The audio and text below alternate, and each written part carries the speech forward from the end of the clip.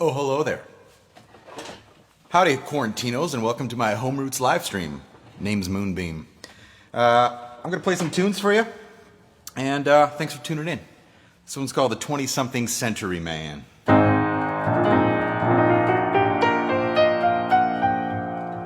Well, call me hippie, or call me dreamer, and call me anything you please. I'm not ashamed to be down on my knees. I'm pleading, give me something different, give me something new. 'Cause the time for pushing down is done, it's time for pulling through. 'Cause I'm a 20-something century man, and I'm standing on God for thee. Yeah, I'm fighting for the end of war on common sense and decency. I've had enough of silly things like guns and oil spills. So up with green technology and down with things that kill. Well, let's melt down all the weapons and build a playground for kids. Yeah, let's leave something better than our parents did. 'Cause I'm a 20-something century man, and I'm standing on God for thee. Yeah, I'm fighting for the end of war on common sense and decency.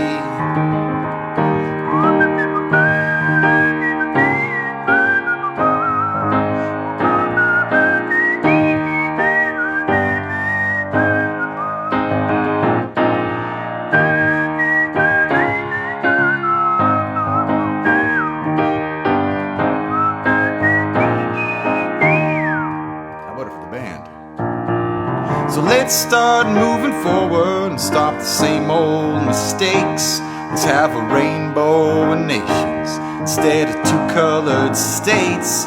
Let's wake the sleeping giant and arm ourselves with flowers. Yeah, let's remind the ones in charge, people have the power. 'Cause I'm a 20-something century man. Yes, I am now, and I'm standing on God for thee. Yes, I'm fighting for the end of war on common sense and decency. Yeah, I'm a 20-something century man, and I'm standing on God for thee. Yes, I'm fighting for the end of war on common sense and decency. On common sense and decency.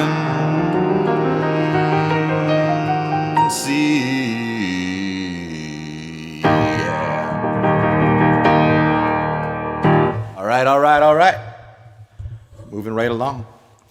Hope you're comfortable at home. Hope you're wearing something comfortable. Hope you're wearing nothing comfortable, if that's comfortable. I'm going to move things along with a song I wrote some time ago after I'd reread Rudyard Kipling's The Jungle Book. I don't know if you've ever read The Jungle Book. The irony for most of us is we've seen The Jungle Book. But in rereading that English classic, I was reminded of one of my very favorite parts of the book, which is a single word, which is the Banderlog, which is the name of the monkey people in the story. So I wrote a song inspired by that word and by that story. This is called The Banderlog. How?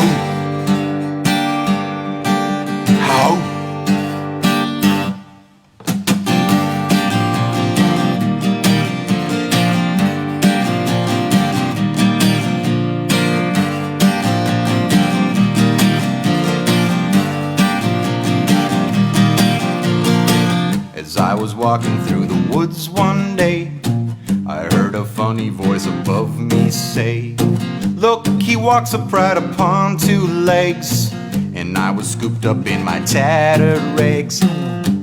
Of course it was the Banderlog, the monkey people without any law.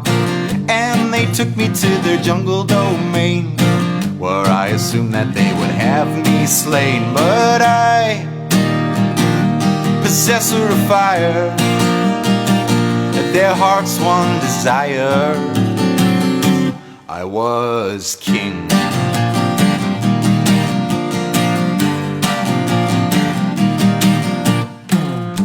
I set upon ruling justly, like any good leader must. He considers, delivers on his promise. So I told the furry horde I was on this, and declared that a raid was on, the very tender light of dawn. And the monkeys rained down from the trees, all on a single swing, in order from me. For we, possessors of fire, their heart's one desire, we are kings.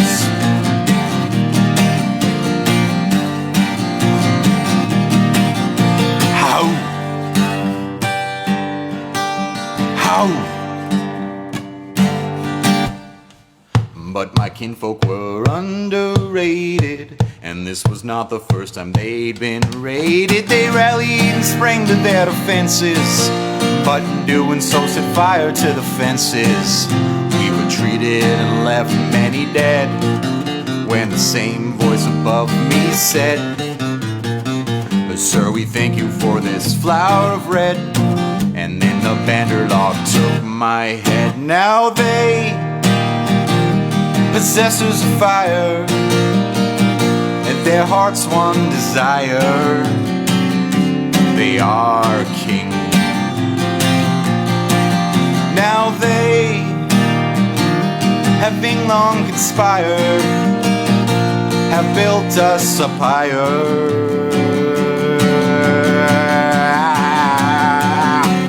our kings. Monkeys! Bunch of monkeys. I was very lucky at the beginning of this whole pandemic.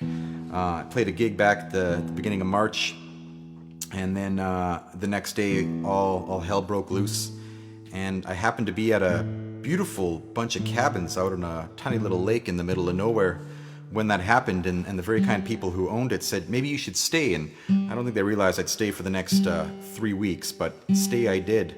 And it was pretty weird to be somewhere so beautiful when so much of the world was having such a tough time. I'm so grateful to all the people who kept the world going in my absence. But in all seriousness, thanks to all you frontline workers and people who keep us safe. But I had a little bit of time to do some writing and some reflecting, and I don't think I realized that's what I was writing about when I wrote this song, but looking back, it totally was. This one's called Icarus's Feather, and I'm sure you remember Icarus from your Greek studies. If you don't, look them up, because I'm not going to go into it. But this tune goes a little like this.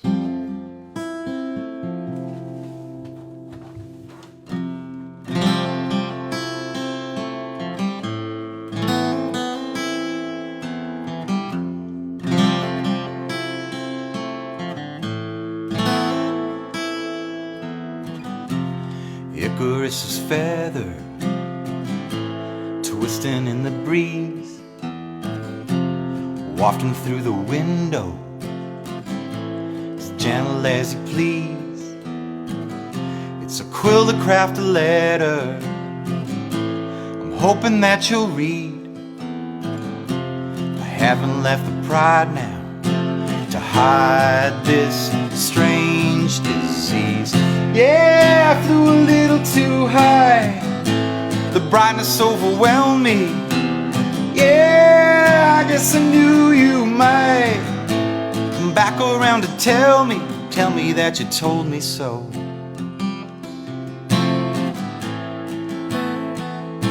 Come tell me that you told me so.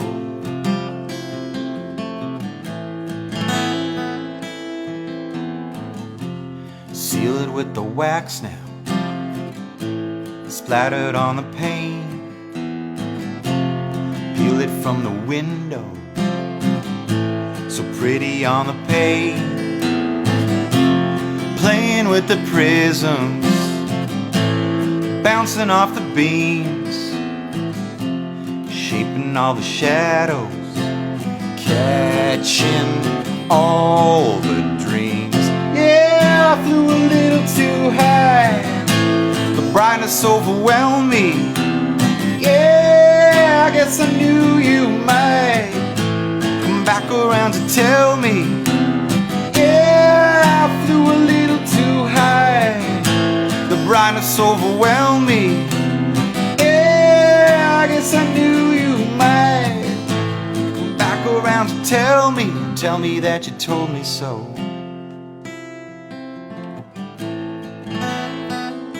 Come tell me that you told me so.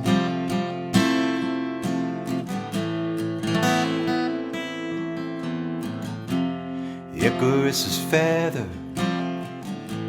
twisting in the breeze, wafting through the window as gentle as you please.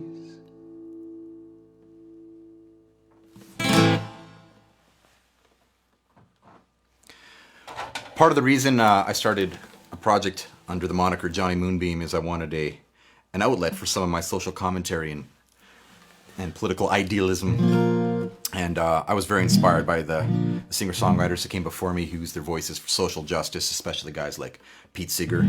I'm very grateful to Home Roots and especially its founder, Mitch Podolak, who introduced me to Pete Seeger and what folk music could do for challenging things like the status quo and starting social movements, or at least being a big part of them.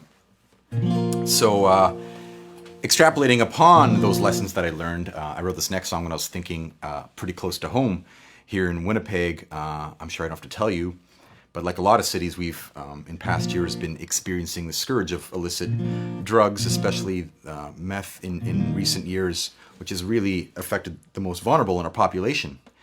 And I would hope from our leadership that we would have compassionate and science-based responses to that. And instead, we have a premier who steadfastly refuses things like safe consumption sites, which have proven to save lives.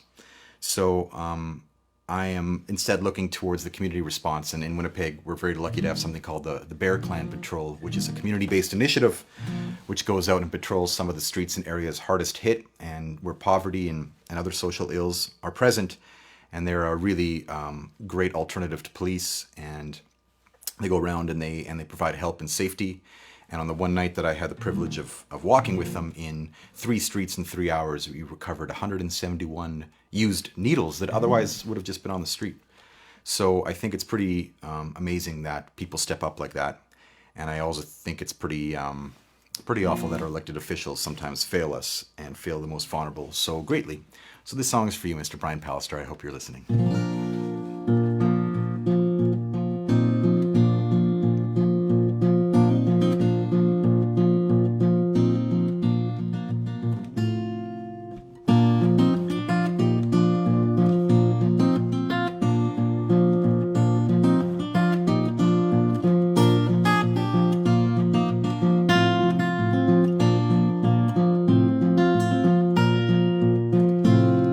Springtime in the alley, silver in the snow, the litter of the valley, between the burnt out houses, row on row, they're sharp, you know, to poke through skin, poke through snow.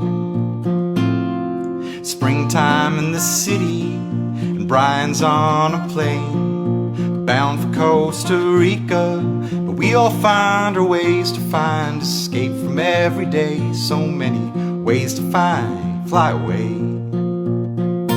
Meanwhile, back on Furby Street, where the cardboard villas sway, and a warmer breeze rolls up the slees, tomorrow's worries fade.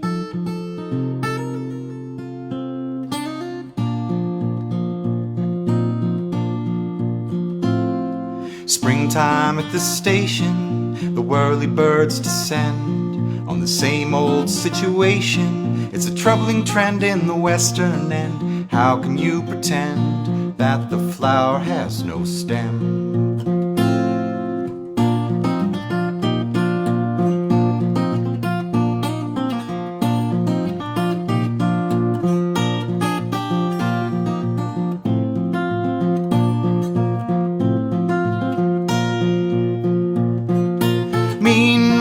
while back on Furby Street, where the cardboard villas sway, and a warmer breeze rolls up their sleeves. Tomorrow's worries fade.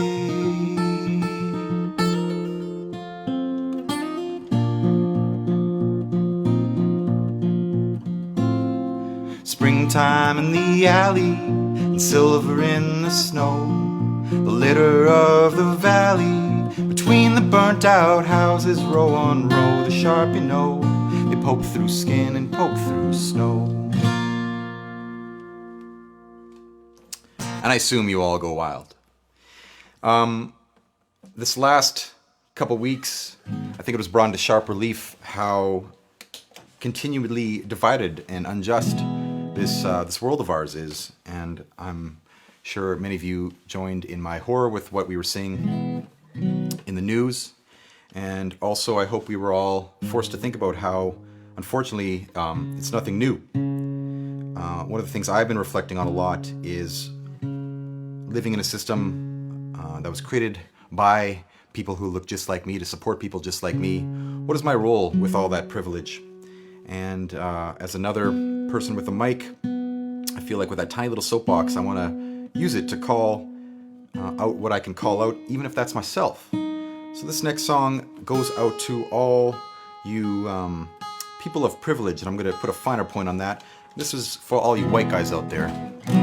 You know, we live in a world where being white and straight and a guy means that none of those things ever make life harder for you. Life could still be hard, but those things have never been harder for me. They've never gotten in the way or made things trickier. So I want to think about that, and I want to use that privilege to make sure that everybody is treated fairly and justly. I was especially thinking about here in Canada cases like Colton Boucher and Tina Fontaine, both very young people who lost their lives, and I think were treated in the media and by our justice system very differently than if it had been somebody else. So look for that in this song. This one's called White Guys.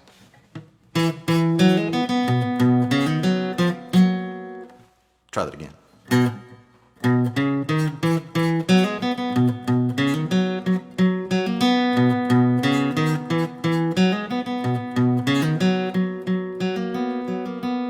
Whenever I get pulled over, I'm never really afraid of more than a speeding ticket or the one that I haven't paid.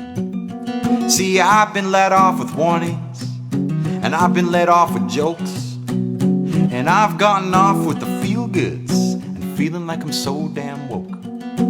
Maybe because I sleep well and I have a place to sleep, and clean drinking water coming out of my tap, and a school right down the street. Ooh boy, and that's cool, that's cool.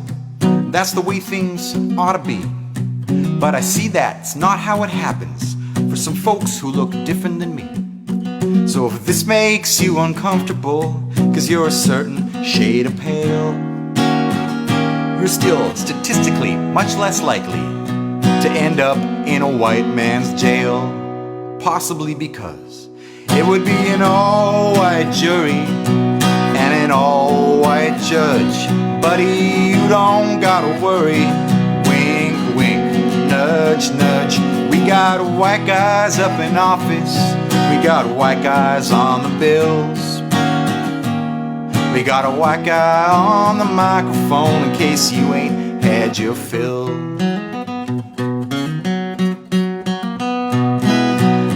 Let me make one thing clear. I'm not saying white guys are bad. In fact, some of my best friends are white guys, and coincidentally, so is my dad. I'm just saying being white never made it harder. When I screw up or I do wrong, nobody says, just like a white guy, or something like, go back where you belong. And I've done my share of dumb stuff. I've trespassed, I've done drugs, but no one ever shot a gun at me, and no one ever wrapped me up in the rug. And if one day I went missing, I wound up in a river somewhere, the next day on the front page, it'd be my graduation, smiling there. And that's cool, and that's cool, That'd be the kind thing to do. But I see that's not how it happens for some folks of a different hue. So if this makes you uncomfortable, well, you still got a cause to smile. 'Cause I know one thing's for certain, if it ever went to trial, it would be an all-white jury and an all-white judge. Buddy, you don't gotta worry. Wink, wink, nudge, nudge. We got white guys up in office. We got white guys on the bills. We got a white guy on the microphone in case you ain't had your fill. So let me wrap up by saying, this is me trying to acknowledge a lifetime of unearned privilege from conception to college, and to paraphrase another white guy from the super white superhero scene, with great privilege comes great opportunity. So I'm challenging us white guys to do better and to listen and to ask the real tough questions like, who built the system? Yeah, we need qualified leaders, but tell me, who does the qualifying? And what's so darn great about the world right now that something different isn't worth trying? And if we want reconciliation, we must acknowledge and understand it was white guys who stole children, and it was white guys who stole the land. It's no mystery, that's the history. It's both the present and the past, but it need not be the future. We can help the dream come at last, with more women up in office, folks like Viola on the bills. And you know what? If we did all that, there'd still be a place for white guys. Yeah, we'd be here still. White guys on the microphone in case you ain't had your fill.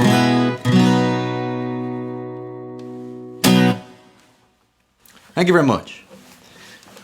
I don't play piano very often, but I have one right here, so I figure I might as well give it a shot.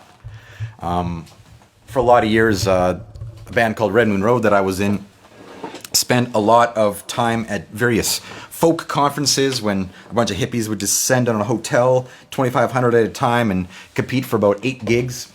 And it wasn't very good for getting gigs, but it was great for making friends. And we made a great many of them, probably many of them you've met on the Home Roots circuit. But 2 I'll always remember was Quinn and Christina Bachand, who were at the time very young and still are, but an amazing brother-sister duo out of Victoria Island, Vancouver Island in Victoria. And I was very honored when they asked me to write them a song. Because they were both so adept at the fiddle, I thought I should write a song with a fiddle.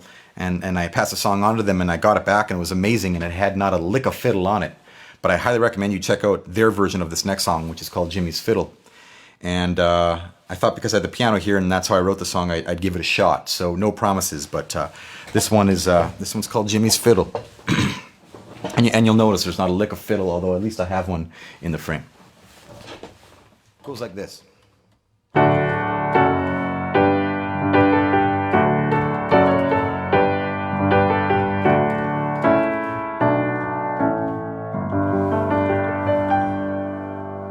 Jimmy played the fiddle, so pretty and so sweet, for the girl that he would marry, but they had yet to meet.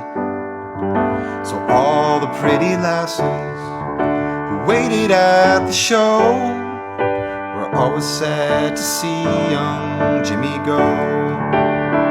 Oh, you must let him go. Oh, you must let him go. Jimmy and the music in his bow.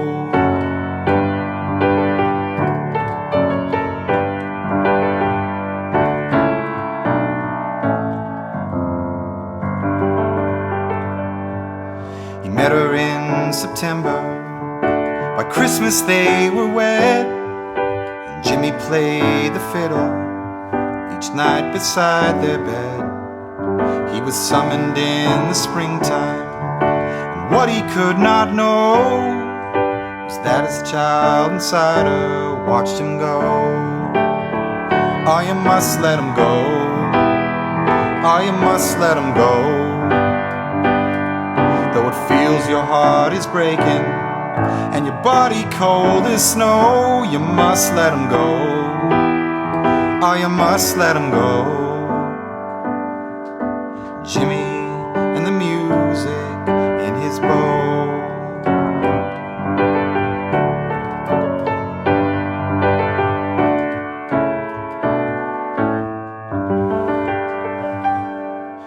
The war dragged on for too long, 'cause when Jimmy did come home, there were 2 stones in the garden the childbirth had sown. So we buried there his fiddle, and it's said that to this day, late at night you still hear Jimmy play. Oh, you must let him go. Oh, you must let him go. Though it feels your heart is breaking and your body cold as snow, you must let him go. Oh, you must let him go. Jimmy and the music in his bow.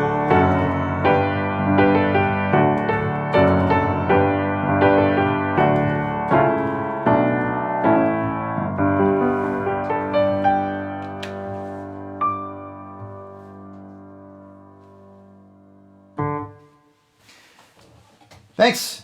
I got a couple more left for you.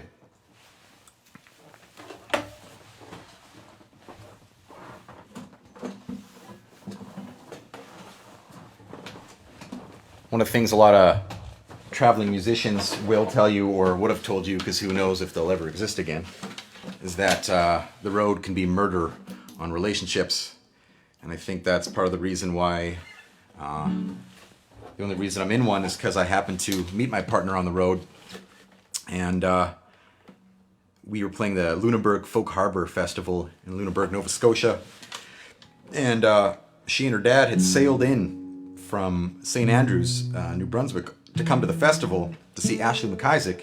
And it just so happened that we were playing right before Ashley McIsaac. So sometimes the universe just lobs you one. And when a beautiful redhead sails up to a festival and somehow agrees to go on a date with you, it's for life. So this one's for her. She's moved to Winnipeg, and we have a little sailboat out on Lake Winnipeg. We keep adding salt, hoping that whales will show up, but so far no luck. But I at least wrote this song for her. So this one's called The Girl from the Ocean, because I've been accused of never writing any romance songs.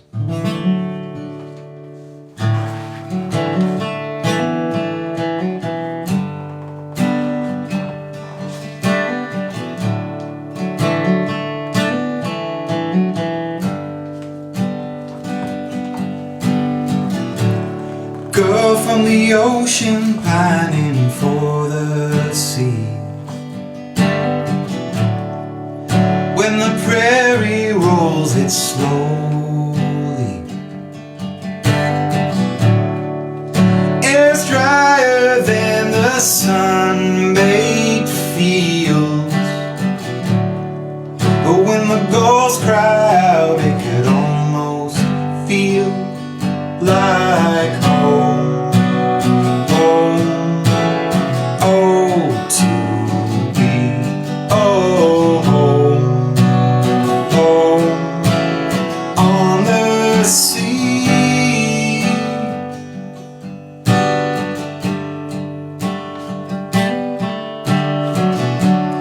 Girl from the ocean, stuck in a tideless place, dreaming of the salt spray on her wind-kissed face.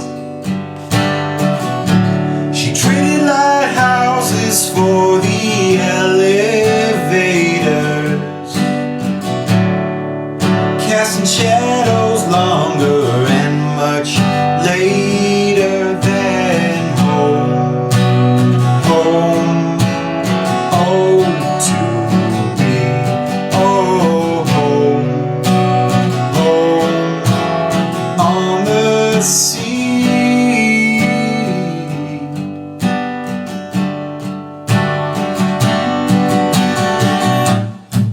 It's getting tougher being in her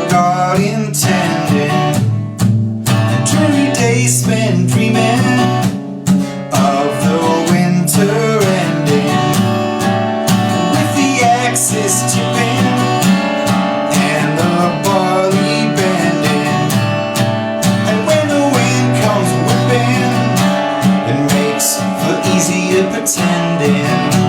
The girl from the ocean is finally free,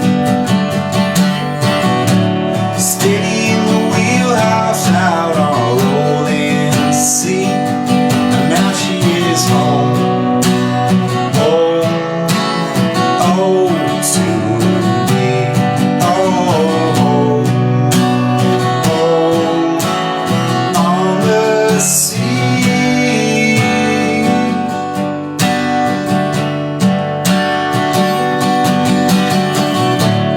Girl from the ocean,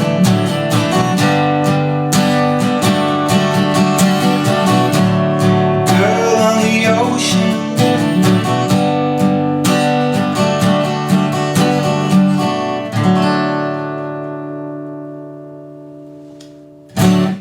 That's for you, Joanna. Folks, I got one last song left for you. Thank you so much for tuning in. Thank you so much to Home Roots. Thanks to Tim and Ava and Leonard and everybody working over there. It's a pretty cool thing that they're doing to have adapted so quickly to these crazy times. So I hope you continue to support the Home Roots concert series and all its many iterations. I'm sure they'll be back soon, tomorrow or next weekend, with even more great material. I want to thank especially its founder, Mitch Podolak, my good friend, my mentor, dearly departed. Miss you, buddy. I had the very great privilege a couple weeks before Mitch passed on to play a couple of these new songs for him, and he was a great fan of this, so I thought it was appropriate I'd end with it. Perhaps you remember Hans Christian Andersen's The Emperor's New Clothes, the story of the vain emperor who was taken by two fast-talking tailors who offered to make him a suit of clothing so fine that only people of the highest quality and fit for their positions will be able to see it. And so he gives them the money, and they start to make the clothes, which of course no one is willing to admit that they can't see. Until the day the big reveal comes along and the emperor goes marching down the street and is all together, and no one is willing to admit they can't see anything, until a little kid at the back who doesn't understand the stakes goes, "But he's naked!" And I love in the story when it says, "And then the emperor shuddered, fearing they were right, but had no choice to proceed proudly." That sounded like somebody else I know. So to the giant orange man, baby, this one's for you, baby.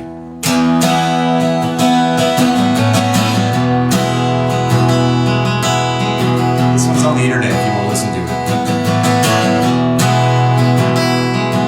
Another madman shouting from a mountaintop, and while the cameras roll, you know we will not stop. Could be a hard time coming if you're ready or not. It happened before unless he forgot. Oh no, here we go, another king in the making, and he's wearing no clothes. I'm just singing what everybody knows. The king in the making is wearing no clothes.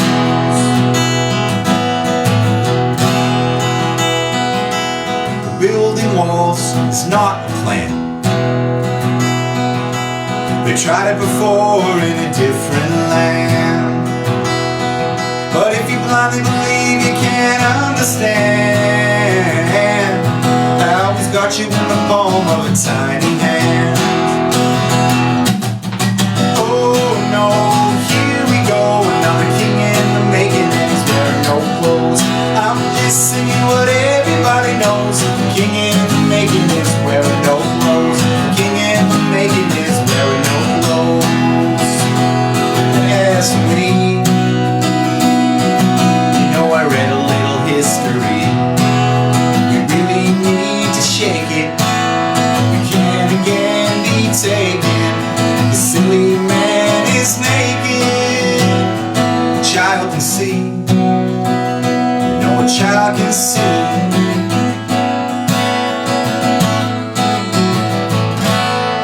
Left ain't right, right ain't wrong. But all is lost if hope is gone. But good things happen if we sing along. 'Cause evil men, you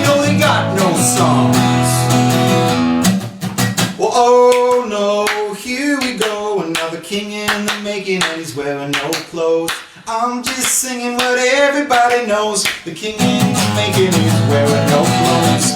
Oh no, here we go. Another king in the making is wearing no clothes. I'm just singing what everybody knows. The king in the making is wearing no clothes. The king in the making is wearing no clothes. The king is naked. Yeah, the king in the making is wearing no clothes. Thanks for listening, folks. Jonny Moonbeam from Winnipeg, Manitoba, Treaty 1 territory, heart of the Métis Nation. Thanks to Home Roots. Everybody stay safe.